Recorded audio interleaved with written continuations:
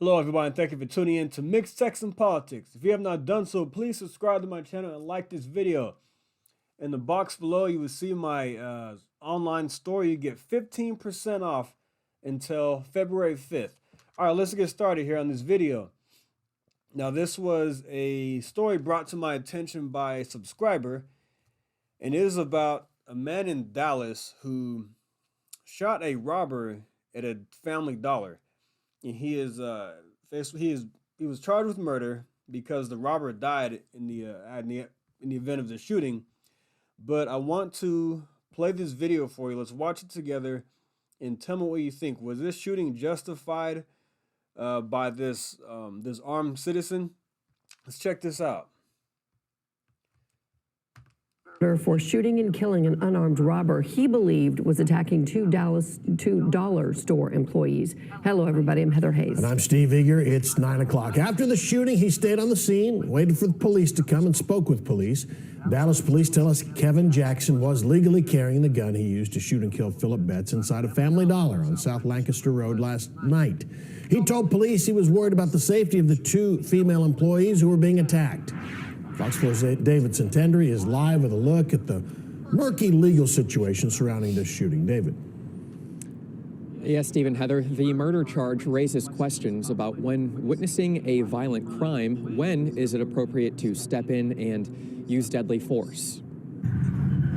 47-year-old Kevin Jackson Sr. is facing a murder charge after Dallas police say he shot and killed a suspected shoplifter who was fighting two women working inside Family Dollar's Lancaster Road location in Oak Cliff Tuesday night. And the murder charge is what fit the elements of the offense. According to an arrest affidavit, a female assistant manager recognized Philip Betts as someone who frequently steals. She asked Betts to leave and to return stolen items from his coat. He came into the store and he began to commit what we call a theft offense. According to the affidavit, Betts tried to leave with the items, but the woman took his backpack. Betts briefly stepped outside but returned, striking her multiple times with his fists.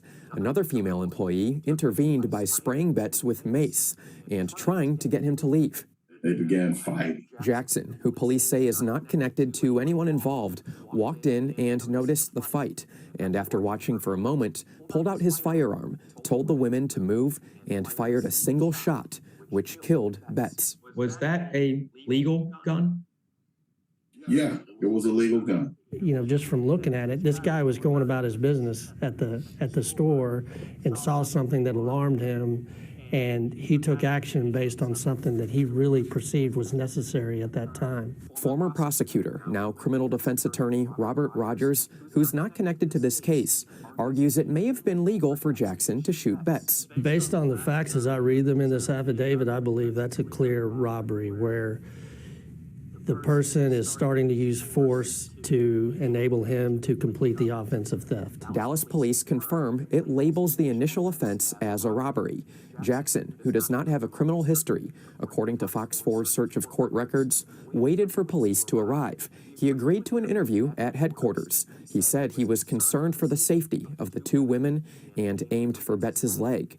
It's unclear where Betts was hit. Then it's going to be up to a grand jury to decide whether they believe self-defense applies clearly or if they believe there's probable cause that it doesn't apply and that it should go to trial. According to the affidavit, surveillance footage shows Betts running toward the door while being hit by both women before Jackson told them to move. I know that at the time of the shooting, there was no imminent danger for a deadly force confrontation. I just want. A Family Dollar employee who tells Fox 4 he cannot speak on camera says plywood replacing windows on the business highlights previous burglaries, adding people regularly shoplift and there are many safety concerns. Some customers agree. That same reason is why I stay inside after dark. People get kind of desperate when they want to get their stuff. No weapons were found on Betts, according to police, but they do tell us those stolen goods were found on him. As for Jackson, he is in the Dallas County Jail. His bond amount is set at toward the door while being hit by both women before Jackson told them to move and shot Betts. Just know that at the time of the shooting, there were no imminent. All right, I wanted to play that part back because it skipped a little bit, but okay. So based off of this video, it seems like Jackson was acting in defense of these women and maybe himself. Now, the police officer here says that at the time of the shooting, according to the video, there was no imminent danger. I'm really curious to see what the defense attorneys say about this and what the prosecutor will do about this. If he will be prosecuted or not. I don't think he should be. My personal opinion is I don't think he should be. Now, let's check this out. I looked into what may be in his defense. Stand your ground. Let's read this for a sec, real quick. The term stand your ground law, again, is not a legal phrase, but a phrase the media frequently uses in its reporting. Texas law tells us that there is no duty to retreat if faced with a situation where you have to use force or deadly force to protect yourself or another. Basically, no duty to retreat is you don't have to remove yourself from the situation if you can. States that do have the duty to retreat means that you have to, if you have a way to remove yourself from the situation, you have to do so. Texas, according to this, you don't have to do that. All right.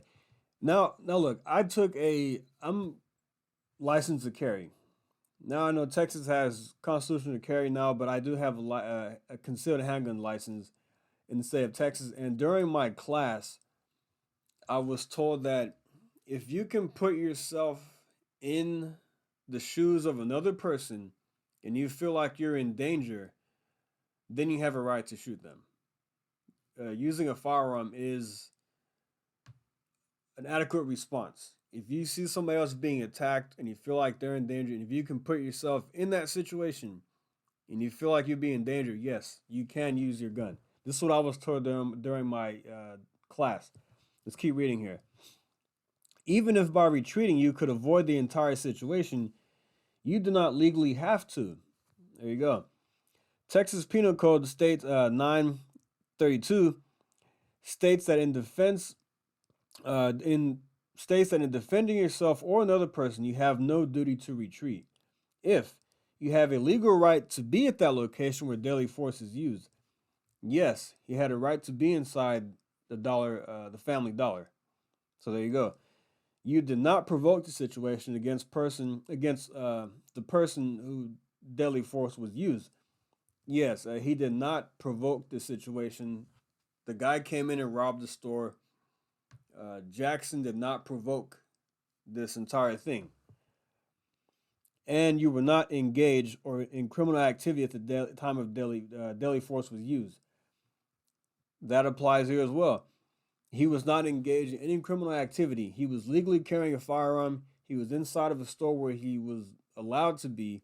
He had every right to be there. He was not trespassing or anything like that. He did not provoke the situation.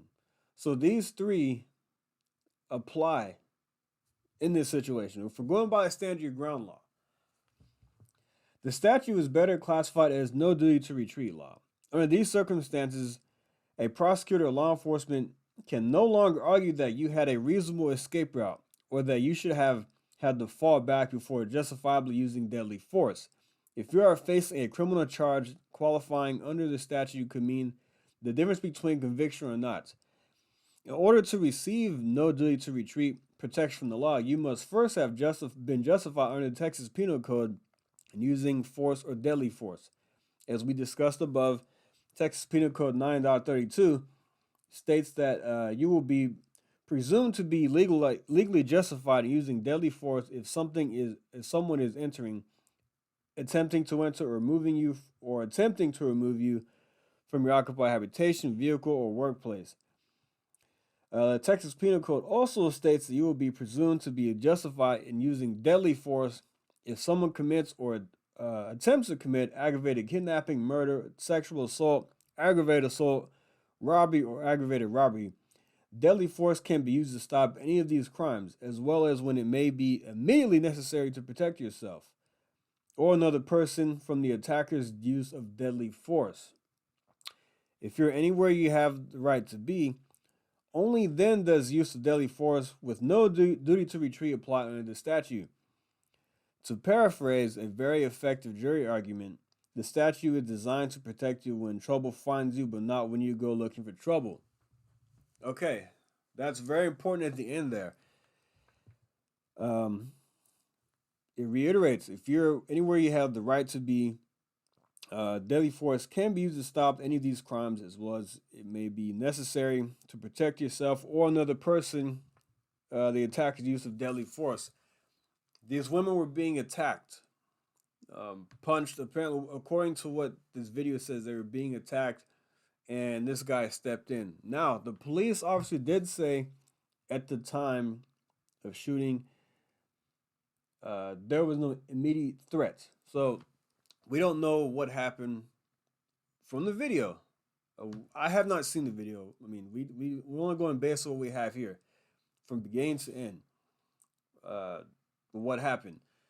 Now, I think based off of the stand your ground law, there is reason to believe that he will be that Jackson should not be charged with murder, and that he will be let go. This is just based off of reading this. Now, we don't know at what point. Let's say maybe he did witness the women getting beat up, and then the guy, the robber, ran away, and then Jackson shot, and that's when the cop said, "Look, at that moment, that specific moment in time, there was not a threat. The women were not actively being beat up. Jackson was not actively being attacked. But if he's in front of that situation, he saw it. Women move out of the way. The guy's running towards the exit, and he shoots him. I mean, we don't know what he felt at that moment. He was trying to stop a criminal activity, someone who's repeatedly taking stuff from the store, and seems to have was a troubled individual. Now, this brings me to another point. Don't break the law. Don't go in robbing Dollar Generals or Family Dollars. You can get a job if you need one.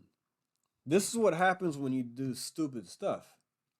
And you're going to come across somebody who's carrying a firearm and is willing to protect themselves and protect others. And that's what I believe that Jackson was doing. Jackson was very cooperative. He waited for the police to get there, and he said he feared for the women's safety. I don't know what was going on inside the store. Let's say he did witness this. He witnessed two women getting punched by this guy, and Jackson doesn't know if this guy has a gun or not. He doesn't know if he has a knife or anything else on him that'll cause somebody harm. But my opinion is that I hope that I don't want to see this guy be prosecuted and charged with murder. I don't want to see him in jail for X amount of years. His bond is set $100,000. I think it was an unfortunate situation, but this is why people carry handguns, is to protect others and protect themselves. He may have, your adrenaline's pumping, a lot of things are going through your head. So he felt like it was best for him to take action and protect these women. This is what he felt like was best at the time. He wasn't involved in any criminal activity. He had he had a right to be in that store just like anybody else does, who's not banned from the place. I don't know. It's a tricky situation because what the officer said at the time, there was no immediate threat. But I want to know from start to finish what happened in that situation.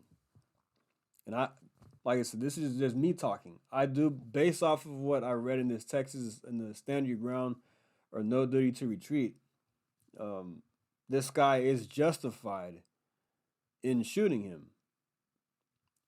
Jackson didn't have the intent on going out and killing somebody that day. He wasn't looking for trouble. So I believe that he is justified in this situation. Tell me what you think. Should he have been charged with murder? Should he be let go? It's an unfortunate situation in Dallas. In that part of Dallas, there's a lot of crime, and that's why The woman said that she stays inside. There's boards on the windows because people had broken in before. And this guy had every right to protect himself, in my opinion. It was a legal firearm. It's not like it was a dirty firearm. It was legal. He has no criminal record. And I really believe this guy was just doing what he felt was right to protect himself or protect others. That's just my opinion. All right, so let me know what you think in the comments. Do you support Jackson? I do. Do you think that he should be prosecuted for this? I mean, I don't know. Let me know what you think in the comments. Like and subscribe, and I'll see you next time. Thank you. Take care.